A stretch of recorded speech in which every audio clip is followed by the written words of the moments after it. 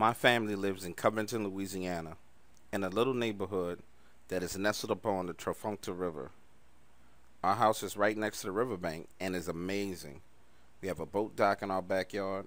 My father built my sister and I a treehouse that's inside of an old oak tree. From my bedroom window, I could climb out onto a tree branch that would take me straight to the side door of our treehouse. The neighborhood was semi-rural. What I mean is, we only had about 20 houses in our neighborhood, and they were all rather spaced out. My home was on 3 acres of land, which put the closest neighbor a good distance away. One evening when I was 15 years old, my parents left me and my 10-year-old sister home to have dinner with friends. So we both snuggled up in my bed and watched episodes of iCarly. Around 9 p.m., I heard the sound of a boat engine coming down the river, which was very odd, because people don't travel the river at night. It was dangerous because of the amount of debris that was always floating around in the river. I peeked my head out the window to see who or what it was, but strangely the boat didn't have any lights on. I could only make out 2 figures from the light of the moon. Feeling very secure, I left the window open and we finished watching TV. Minutes later, our dogs started barking inside their pen, which was located at the back of the property near the boat launch.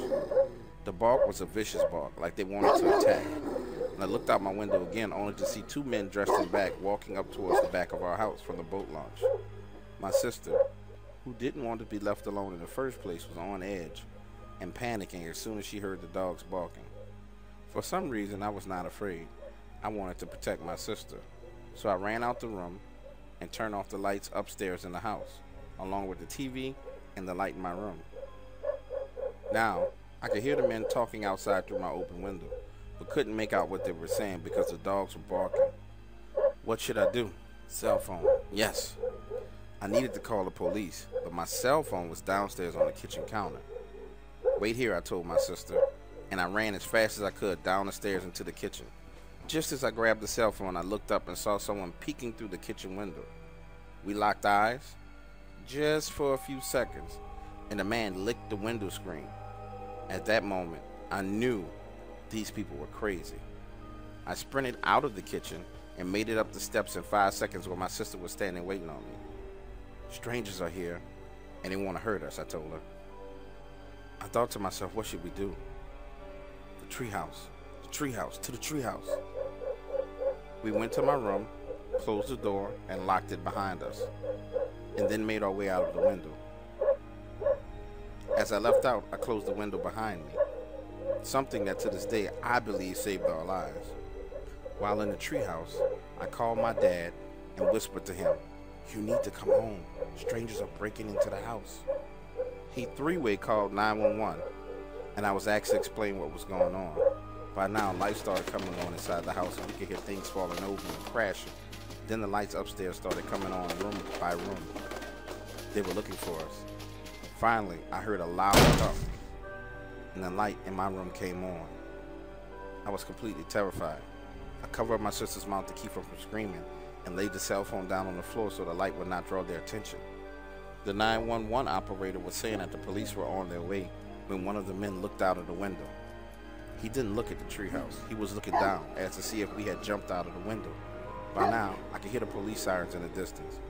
Then suddenly, 2 of our dogs, Wild Bill, a German Shepherd, and Zeus, a boxer, had somehow gotten out of the pit and were barking ferociously and circling the house. Minutes later, 2 cop cars arrived. One drove directly to the oak tree and parked under it. The other one parked in front of our house. Those 2 men were arrested, but not before they completely destroyed and trashed the majority of the items in our home. My father, who knew the sheriff very well, found out that these men had randomly picked out our house with intentions of killing everyone inside.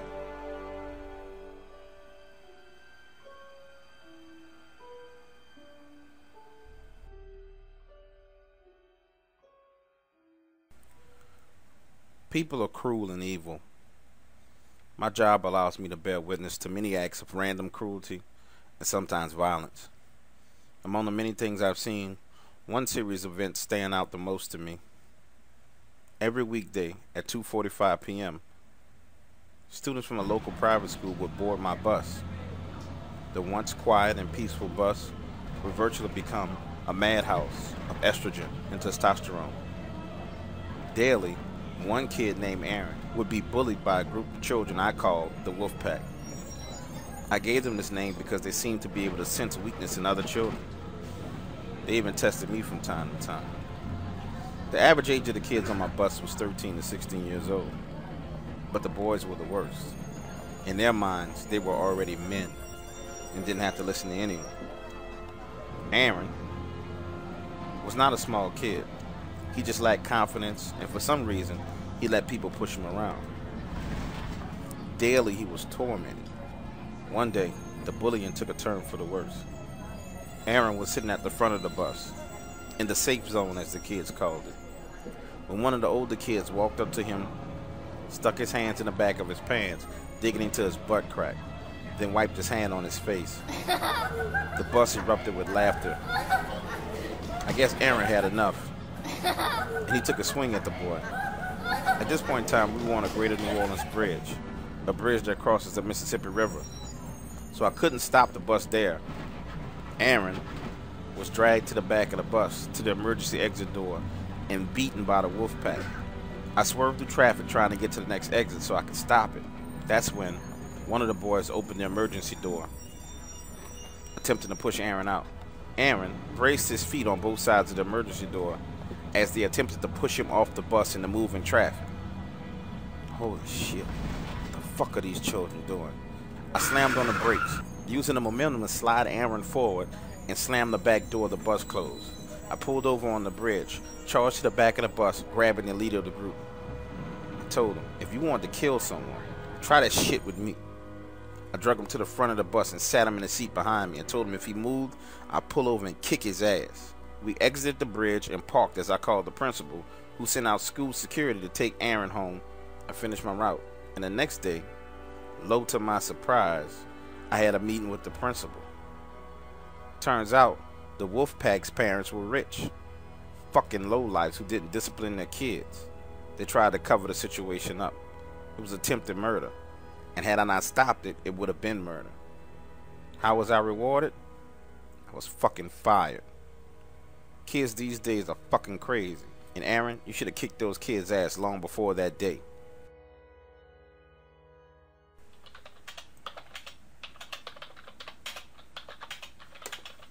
Every weekend, I jump down a rabbit hole known as the deep web.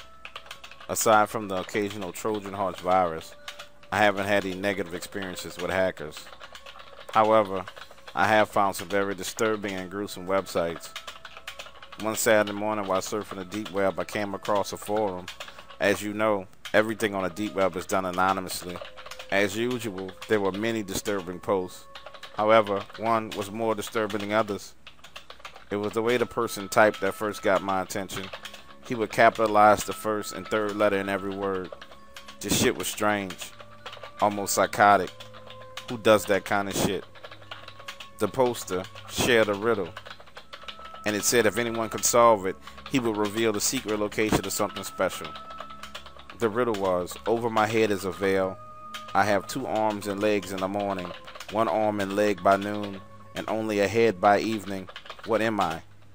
The people in the forum went batshit crazy guessing the answer, and this riddle drew a lot of attention. Over 15,000 people tried to answer.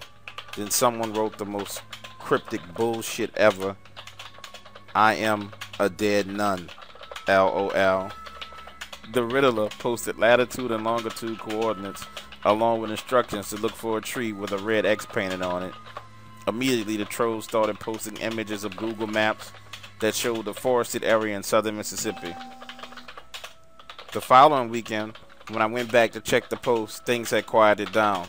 The riddler made a third post asking if anyone had been to the coordinates. However, by now, people were distracted by other posters. This infuriated the riddler, who made a final post. It was a picture of a little girl, no more than 12 years old. She was bound and naked. The background showed a hole in the ground, next to a very large tree with a red X on it. From the look of the picture, her neck was broken and her ankles were broken. There was no outrage. There was no anger. People only asked to see more pictures of the dead girl. Fucking filthy animals. I don't even know why I look at this shit.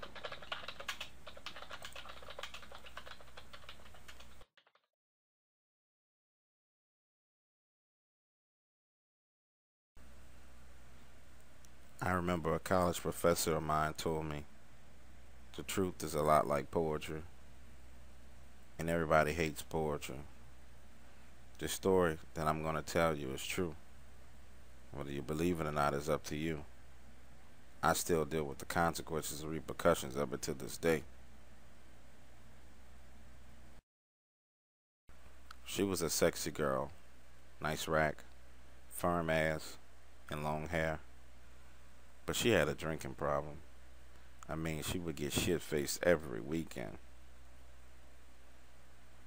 One weekend, we drove out to Lafayette, Louisiana for the Strawberry Festival. And as usual, Dion got shit-faced. Her and her sister stumbled around the carnival from ride to ride, acting like 12-year-old little girls instead of the 21-year-old women that they were. I kind of stayed behind them, keeping an eye on them. As time passed, I got hungry, so I stopped to get a corn dog, and I lost sight of the two of them. I started walking around the area looking for them. I ran into Dion's sister, but not her. "Where's your sister at?" I asked. She shrugged her shoulders. "I don't know." At this point in time, I wasn't really panicked. Dion was a small girl. She just had a bit of a drinking problem. I searched the area for about 15 minutes, then I ran across her sitting on a bench, eating cotton candy. "Bae, we need to go. You've been drinking way too much. It's not safe for you to be wandering off like this." I spent the next 15 minutes trying to convince my drunken girlfriend that it was time to go. All the while, she munched on cotton candy, getting it on her eyes, her nose, her chin, and even her clothes. I know what you guys are thinking. The fuck am I doing with this girl? But if you would have seen her, you'll understand why I put up with this kind of shit. It was an hour-long drive from Lafayette back to Baton Rouge. And along the way, she had to take a piss. "Babe, pull over. I have to pee. Babe, I have to pee. I have to go. Pull over." I wasn't the one for stopping on the side of the road to use the bathroom, so I found a rest stop. It gave me an eerie feeling. Besides, it's 12:30 in the morning at this time. I pull up to an empty parking lot and park right in front of the building. We exit and go to the restroom. I enter the men's room and she enters the women's room. I quickly pull it out, take a piss, shake it off, don't wash my hands and walk out of the door. I'm in out in 10 seconds, anticipating her coming out as well. Seconds turn to minutes, and she hasn't come out. I peek my head around the side of the building, looking at the car to see if she got back in with her sister, but she's not there. The fuck is going on? I push the door. "Babe, open the door." It's locked. "Babe, open the door." I stick my ear to the door, listening to see if I can hear anything. Nothing. I scurry around the side of the building, because I remember there was a window in the men's bathroom. It was high. I climb up to the side of the wall, looking into the window, and what I saw scared the shit out of me. She had her back against the wall in the corner by the face bowl, and someone else was there. They were just standing there over her. I beat on the window. "Hey, motherfucker. The fuck is wrong with you? Leave my girl alone." "Dion, open the door. Open the door, babe. Open the door." She didn't move, and neither did the figure. The look on her face was fucking horrifying.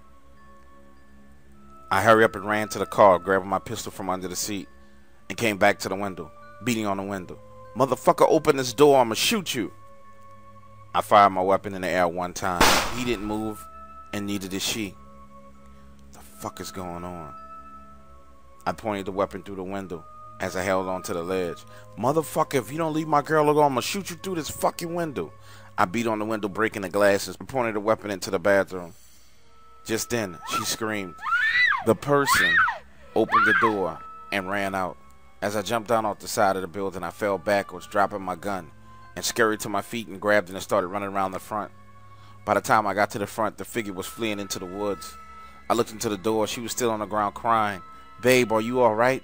Babe, are you okay? She said nothing. Did he touch you? She said nothing. Did he harm you? She said nothing. I put the gun in the small of my back, picked her up, carried her to the car, put her in the front seat, and backed out and drove away. The 30-minute drive to Baton Rouge was the quietest drive I ever experienced in my life. She said nothing. She just stood there staring out of the window, looking into a whole nother world. It was bizarre. When we arrived at our house, I brought her inside and changed her clothes and put her in the bed. I thought she was catatonic. She wasn't saying anything. She just sat there staring. Babe, what's wrong? Nothing. I took off my clothes and climbed in bed with her and held her. I didn't know what else to do. For the next 3 hours, she didn't speak a word. She just sat there staring. She didn't look like he had touched her. Her clothes were fine. He couldn't have raped her. What the fuck happened to her, I thought to myself. Just as I started to nod off, right at about 5:30, she said quietly, he wasn't human. Wait, what? I said. He wasn't human. His face wasn't a human's face. What do you mean, babe, his face wasn't a human face? What she went on to explain made me think that she had ingested some kind of drug, but the look in her face, the sheer fright and sheer terror told me that something had happened to her. She said that his face looked like a skull with long black hair and sharp teeth and dark, deep black eyes. She said he spoke to her in her mind and she was paralyzed. She couldn't move. She said that everything surrounding him was darkness and black, that she couldn't hear me, she couldn't see me. All she saw was the figure in blackness. She said she didn't snap out of it until she heard the gunshot. And when she heard the gunshot, it reacted. Whatever it was, it fled into the woods. She just held me and hugged me and said, thank you, baby, you saved my soul. Dion had to have a lot of therapy over this incident. 3 years of therapy to be exact. She's a beautiful girl, but she's tormented in her dreams by this figure every night. I'm 28 years old and live alone in uptown New Orleans, a few blocks from Ferret Street. I've been being stalked for over 6 months now and don't know where to turn for help. It all started when I came home late from work one day. I placed my purse on the kitchen table and searched through it for my cell phone. I hadn't seen my phone since earlier that day, so I assumed I left it at work. I walked to the hallway, picking up my home phone and dialed the number. It rang twice, and then someone answered. Hello? I said. Nothing. No voice. Hello? Nothing. Just the sound of still breathing. Okay, stop playing. Whoever has my cell phone, I need it back. Come on, guys, quit playing. The breathing got heavier, and then the person said, I hear you. Okay, if you hear me, then where's my phone? Click. The phone hung up. I dialed the number repeatedly trying to get an answer, but it just kept going straight to voicemail. Finally, I resolved that someone at work had taken my cell phone and was playing a prank on me. It was late, so I showered and prepared for bed.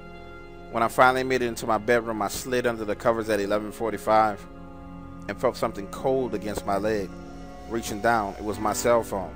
It was neatly tucked under the covers of my bed. The ringer was on silent. It took a few minutes before everything clicked inside my head and I called the police, telling them there was an intruder in my home while exiting the house to my car. When the police arrived, they said my bedroom window was open. They pulled the surveillance footage from my neighbor's cameras, and it showed the man breaking into my home earlier that day. He exited the same window at 11:55 p.m., only a few minutes after I called the police. This is how it all started. The harassing phone calls, coming home to find flowers on my kitchen table, and many other random things that I will share with you over the next few weeks. And for those of you who think I'm lying, here's a copy of the police report for that night. Hey guys, Dark Waters here, and I want to thank you all for joining me on the channel. I want to thank all the new subscribers. We're up to 54 subscribers, which I really think is awesome. I want to give a special shout out to some of the subscribers who encouraged me to read myself as opposed to using the computerized voice. I appreciate you guys giving me that encouragement. Wonder Woman, Lily Campbell, KVLT, LARP Warrior, and Andrew Lalapi. I want to thank each and every one of you guys. I appreciate you guys' encouraging words. And to my 54 subscribers, I'm very, very grateful for you being here. Thank you for joining me on this journey and building this channel that I call the Dark Waters channel. I've noticed that, you know, we're picking up some traction. A lot of my stories are unique as opposed to some of the same recycled stories. You won't really find these stories on Reddit anywhere. And you won't find them just randomly on the internet. So I just want to tell you guys thank you. I really appreciate it. Remember to like, share, and subscribe. Next month I'm going to do a competition, a Facebook competition, where if you post the videos to your Facebook channel and you send me a snapshot of the number of likes that you get on your Facebook channel, whoever has on your Facebook page, whoever has the most likes is going to get a Dark Waters t-shirt. I want to do some things like that for you guys because I really am excited about this channel and trying to build something great and awesome. So again, thank you. Remember to like, share, and subscribe to the channel. And the Dogman story is coming out. Oh, by the way, this video was late. I'm sorry about that. I have a hellacious toothache. When I say hellacious, it's like demons are inside my jaw having a party. So, and I haven't been to the dentist yet. So, in between using Aura Gel and taking a leave, I am doing these videos. So, the Dogman and Bigfoot stories are coming up next, guys. And remember to like, share, and subscribe. And talk to you soon.